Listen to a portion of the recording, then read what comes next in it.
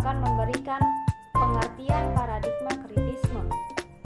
Menurut saya, paradigma kritis diartikan sebagai sebuah paradigma alternatif terkait kemasyarakatan. Paradigma ini juga adalah cara pandang seseorang dalam suatu landasan berpikir, baik secara individu maupun kelompok. Materi selanjutnya yaitu jenis-jenis paradigma. Yang pertama ada paradigma fungsionalis atau paradigma positivis. Paradigma ini merupakan paradigma yang pertama kali muncul dalam dunia ilmu pengetahuan. Yang kedua ada paradigma interpretif. Paradigma ini lahir karena adanya ketidakpuasan terhadap pandangan dari paradigma sebelumnya yaitu paradigma fungsionalis. Yang ketiga ada paradigma kritis, di mana paradigma ini muncul karena adanya ketidakpuasan terhadap pandangan dari paradigma sebelumnya yaitu paradigma fungsionalis dan paradigma interpretif.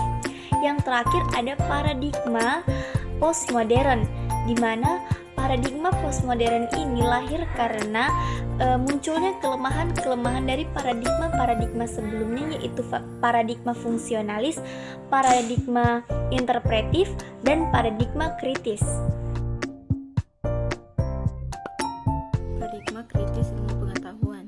Pandangan tentang paradigma ilmu pengetahuan nampak akan selalu berubah antar waktu. Suatu kelahiran paradigma yang baru tidak akan pernah terlepas dari paradigma sebelumnya, atau mungkin paradigma yang muncul setelah persamaan sebelumnya sebagai paradigma yang selalu berusaha untuk memperbaiki kekurangan-kekurangan yang ada pada paradigma sebelumnya. Seperti Burrell dan Morgan 1979 mengembangkan aspek paradigma tersebut dalam asumsi metateoretika yang mendasari kerangka referensi, model teori, dan modus operasi dari ilmuwan yang berada dalam paradigma tersebut.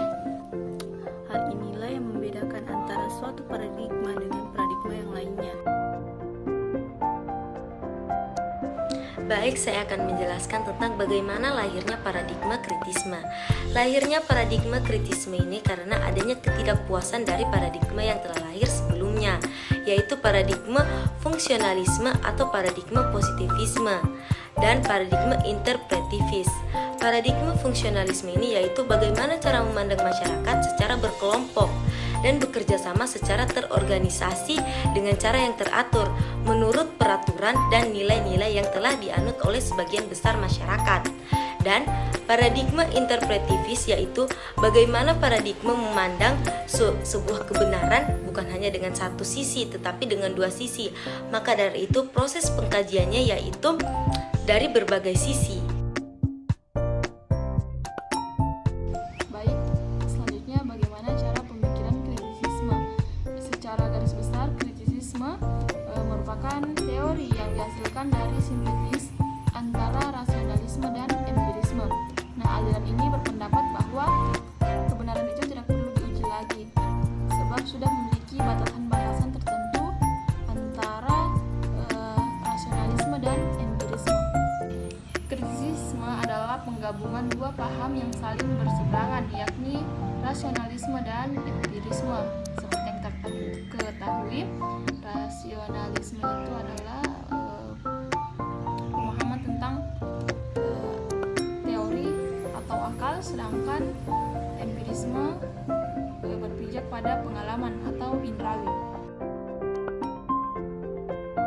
Baik, saya akan menjelaskan materi selanjutnya mengenai ciri-ciri kritisme yang dikemukakan oleh Immanuel Kant. Di sini ada 3. Yang pertama, menganggap bahwa objek pengenalan itu berpusat pada subjek, bukan pada objek.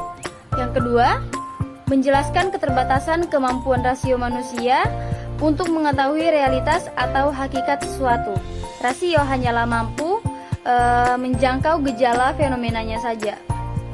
Yang ketiga, menjelaskan bahwa pengenalan manusia atas sesuatu itu diperoleh atas perpaduan antara peranan unsur Anaximenes a priori yang berasal dari rasio serta berupa ruang dan waktu dan peranan unsur a posteriori yang berasal dari pengalaman berupa materi. Baik, selanjutnya kita pindah ke pembahasan tujuan filsafat kritisme.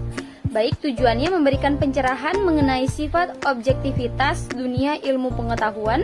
Seseorang hendaknya menghindarkan diri dari sikap sepihak rasionalisme dan dari sifat sepihak empirisme. Rasionalisme menganggap bahwa pengetahuan berdasarkan dari diri sendiri atau akal, sedangkan empirisme menganggap pengetahuan berdasarkan dari pengalaman. Padahal jika dipikir bahwa pengetahuan berdasarkan dari pengalaman, sekalipun itu murni, tidak bisa terlepas dari rasio atau akal berpikir. Adapun materi selanjutnya yaitu kekurangan dan kelebihan dari aliran kritisme. Kelebihannya menyusun sistem seperti kefilsafatan yang berasal dari manusia dan paham empiris mengedepankan fakta-fakta yang terjadi di lapangan. Kelemahannya, doktrin filsafat rasio cenderung mementingkan subjek daripada objek, sehingga rasionalisme hanya berpikir yang keluar dari akal budinya saja yang benar, tanpa memerhatikan objek-objek rasional secara peka.